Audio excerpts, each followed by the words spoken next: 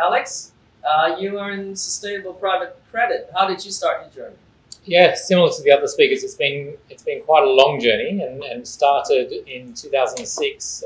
The firm itself was started in 1998 after the Asian financial crisis. Our focus is providing credit to SMEs, mid-market companies who are really caught in the gap in the banking markets where, particularly around Asia, the large banks tend to bank the blue chip clients and the local family networks tend to bank the other very, very small businesses.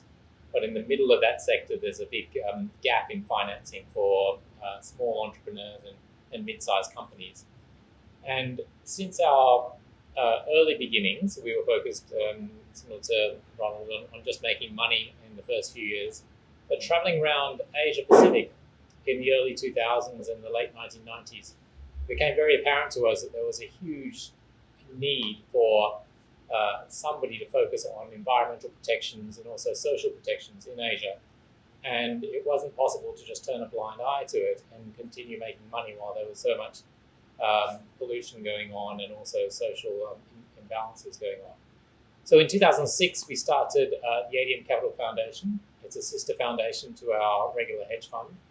It's funded purely with profits from our hedge fund, so top line revenue is about 5%, goes straight into the philanthropic works of the ADM Capital Foundation.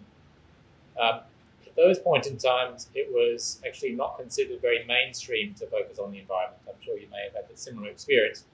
So we were quite focused on keeping it out of the limelight and keeping it away from the public eye, so we could just continue our philanthropies and market ourselves to investors as purely focused on financial gains.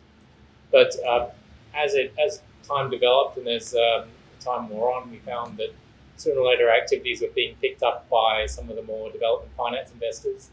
The foundations and university endowments, particularly in the United States, also wanted to focus more on ESG activities. And fast forwarding to now, it's almost become mainstream for the large money allocators to really want their money managed to work for ESG initiatives. So time has very much proved to be on our side.